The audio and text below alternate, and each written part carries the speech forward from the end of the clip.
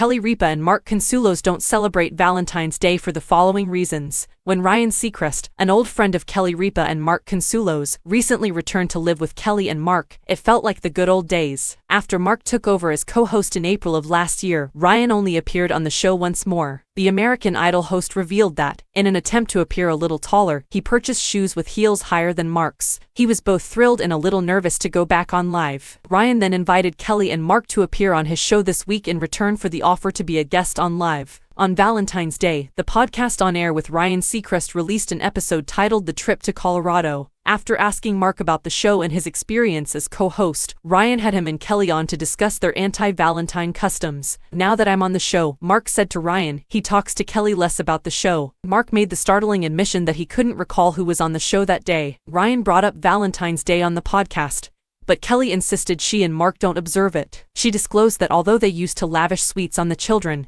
they no longer truly celebrate now that they are all adults. Kelly described it as gross and cliché, but she also stated that every day of our lives is loving and special, which is the main justification for not celebrating the day. Ryan also mentioned that Mark is an ordained minister and that Live with Kelly and Mark would be visiting Las Vegas at the end of the month.